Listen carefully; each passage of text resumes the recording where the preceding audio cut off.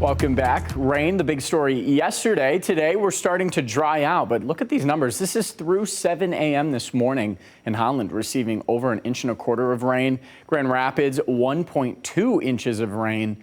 Battle Creek, Muskegon, over 0.8. Kalamazoo, Lansing, right around 0.75 inches, where we expected to be. Interesting note, this is for the Grand Rapids Airport, 1.58 inches of snow of rain so far this month, paired with no snow.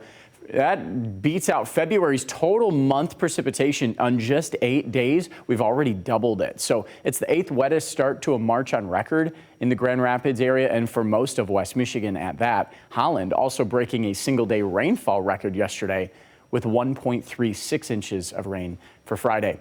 Temperatures now just a degree or two above freezing, even at freezing just north of Big Rapids as well as over towards Hart. 37 in Muskegon, 34 in Belding, 37 in Hastings, 36 South Haven, Grand Junction, 37 Three Rivers, Mendon. Pretty much mid to upper 30s everywhere. A few 40s still once you get along US 127.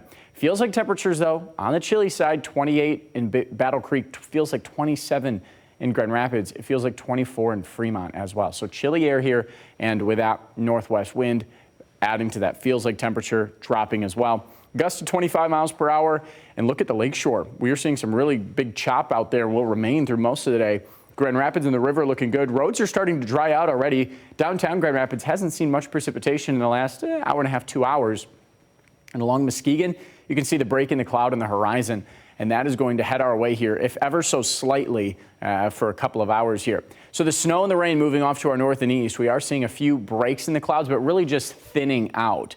We take you to Future Track, and a couple hours later, look at where that cloud line is. We're expecting it to push inland, at least for a little bit. I think some of us will turn partly cloudy briefly before overnight tonight. The clouds re-enhance and the lake effect snow bands set up. We are looking at decent accumulations on the east side of the state over towards the Thumb and northern lower Michigan. But for us here along and west of US 131, a pretty standard dusting to 0.5 inch of snow is possible, with isolated areas up to 1 inch north of Muskegon. By Sunday evening, we dry out. We see the sunshine return. That'll be nice for our first sunset after daylight saving time, jumping those clocks ahead an hour. And Monday, we'll have a lot more sunshine as well. Before we get to the sunshine and warmer air, Sunday, again, going to be cold with that snowfall as well. But again, we should end nicely with a little sun. And temperatures today and tomorrow are the ones closest to our average high of 41 degrees, really the entire month. It's been very warm here so far. So we have daylight saving time settling up, and thankfully with that jump ahead in the hour clock, our shortest day is kind of paired with our coldest day. With that, we might see some light snow with that.